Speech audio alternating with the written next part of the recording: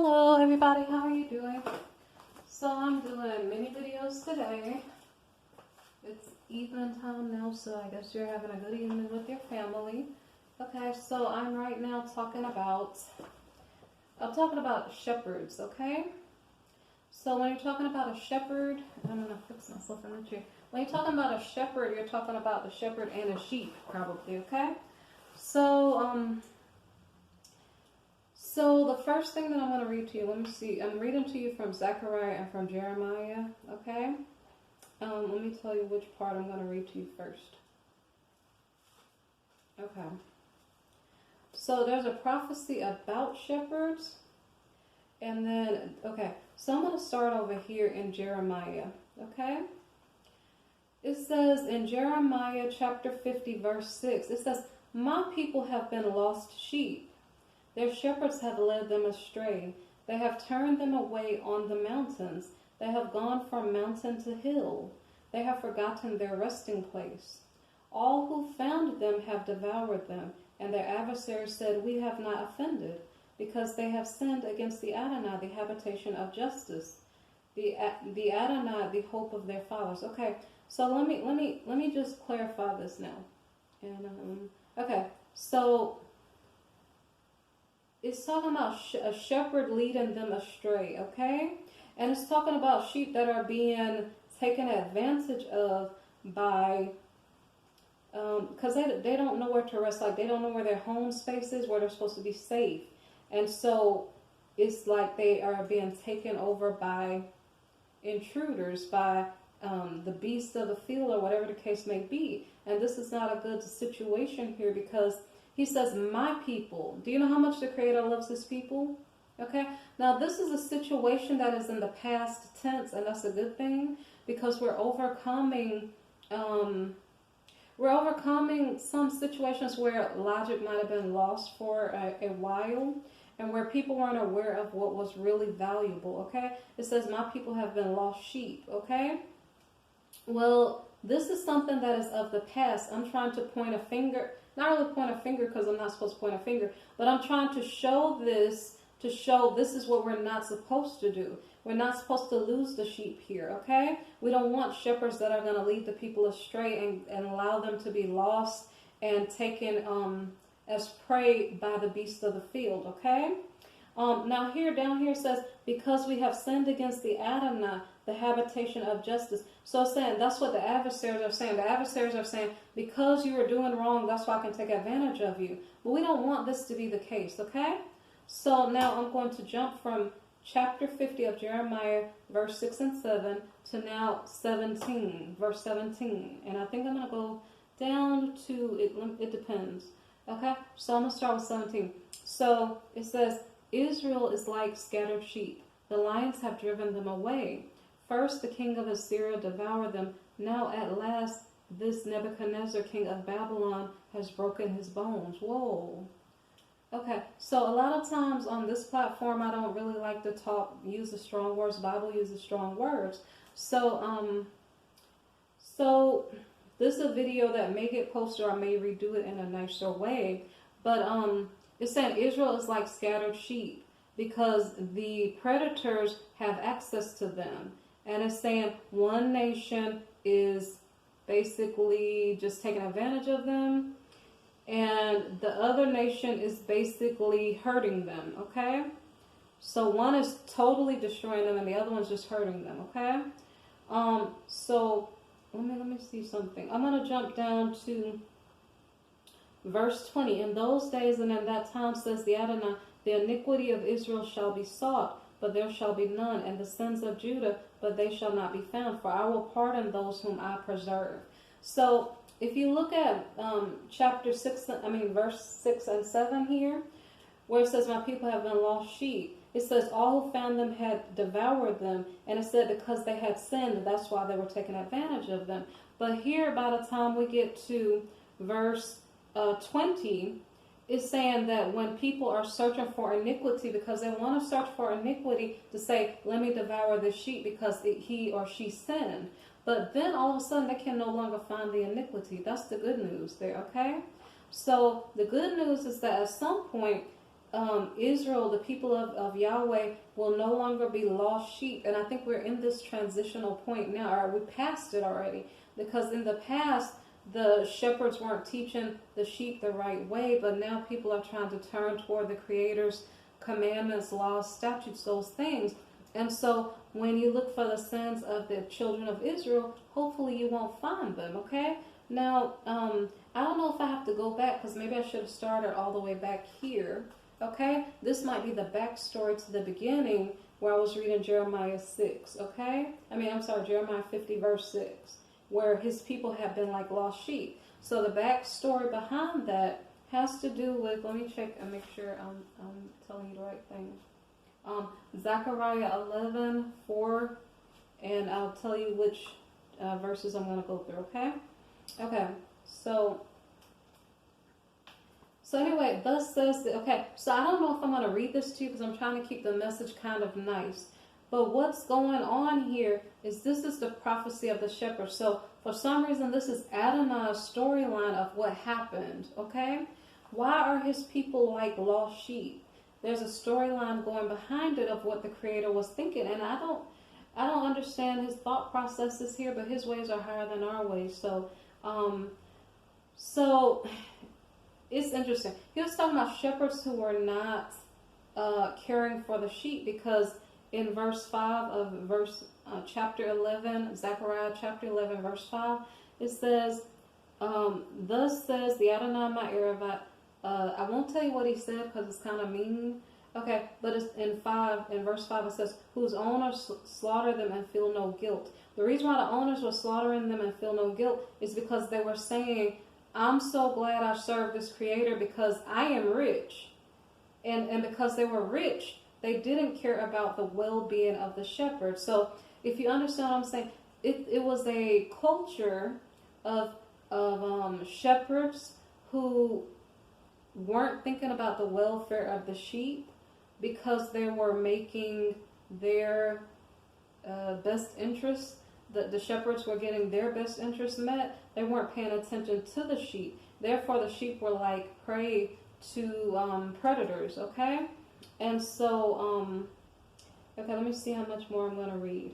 So, I think this angered the Creator because the logic here, it almost seems like the logic here, he is nonchalant. He's like, so it's telling the logic, so I'm not sure if I'm going to read it down this far.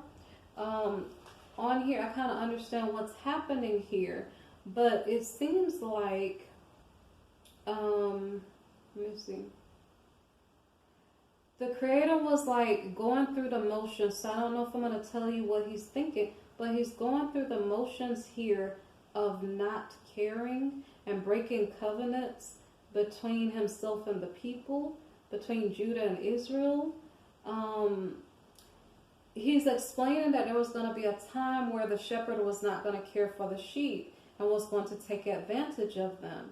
So I don't know if this message is for the sheep, the children of Israel, or if it was for the shepherds who were not, and like I said, this is past tense, so maybe this message should have been preached maybe months ago or years ago, okay? But what's going on is that, I think as I stated in a previous video, when the people are not serving the Creator, he almost allows them to go after their idols.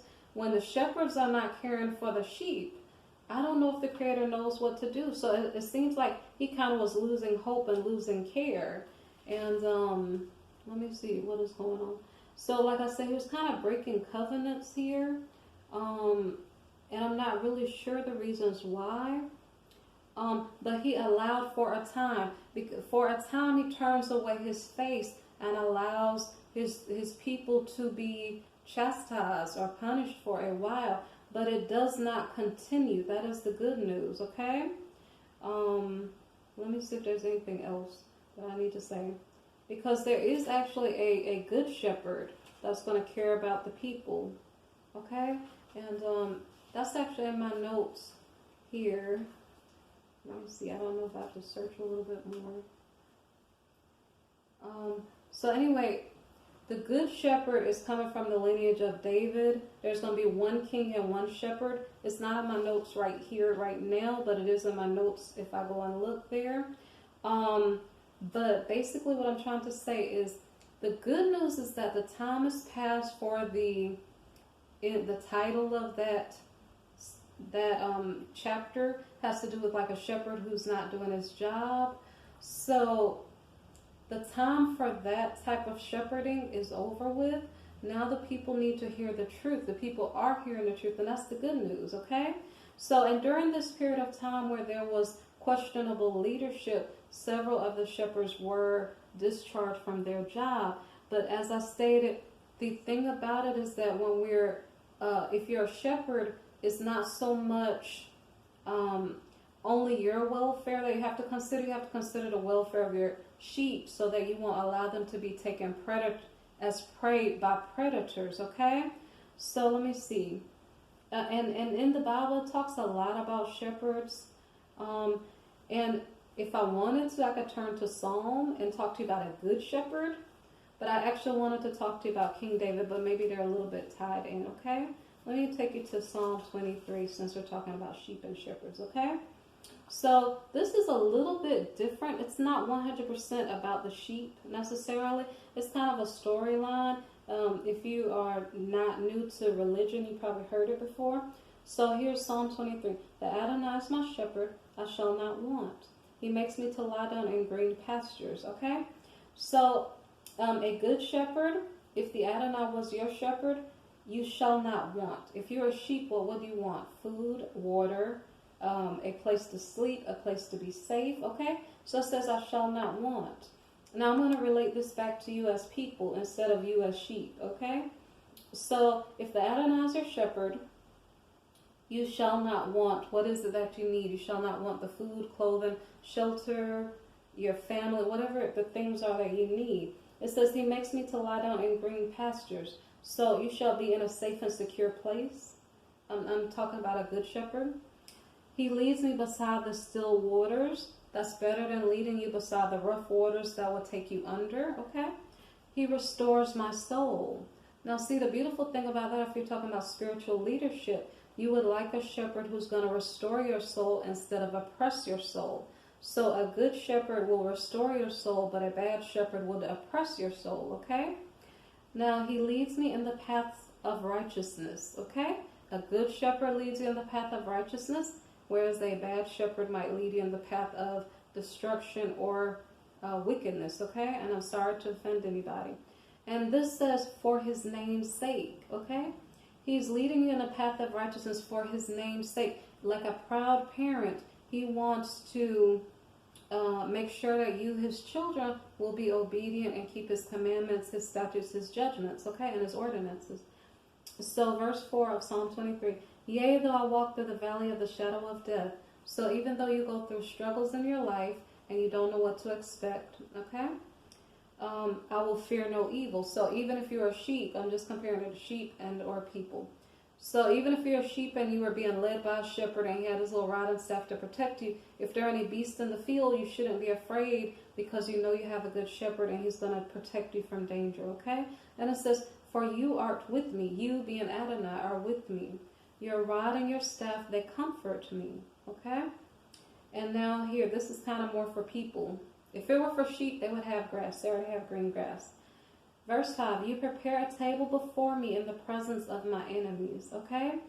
A good shepherd prepares a table for the sheep. Not literally, because the sheep would be eating grass outside, right? But when we're talking about people, it's like your good shepherd is preparing blessings for you by leading you in the right direction, okay? Even in the presence of your enemies, he's still giving you good direction so you will feel safe, so that you will know that you will have triumph over your enemies and the situation will not last, okay?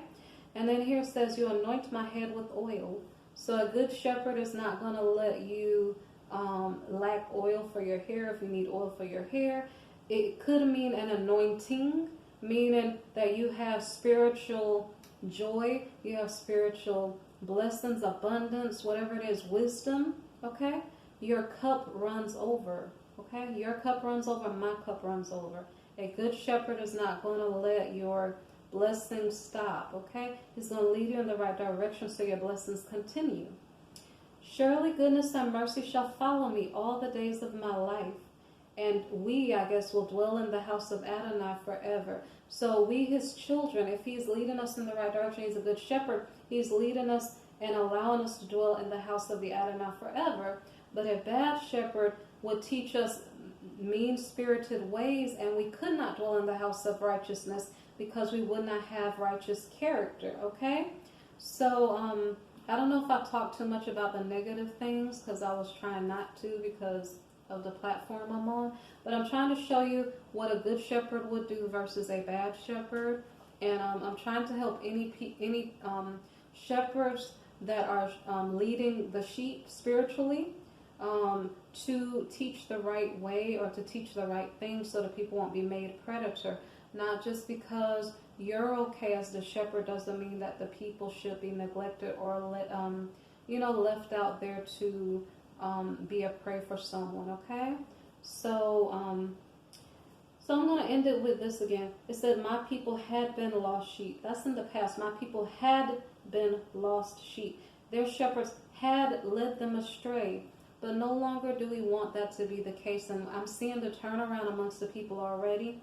We no longer want the sheep to be led astray. We want to teach them the right way so that they can be blessed and live in the house of righteousness forever and not be a prey, okay? Okay, thank you for listening to my video. I really appreciate it. And sorry if I'm a little bit loud. I turned up my volume, okay? Thank you for listening. I really appreciate it. Bye-bye.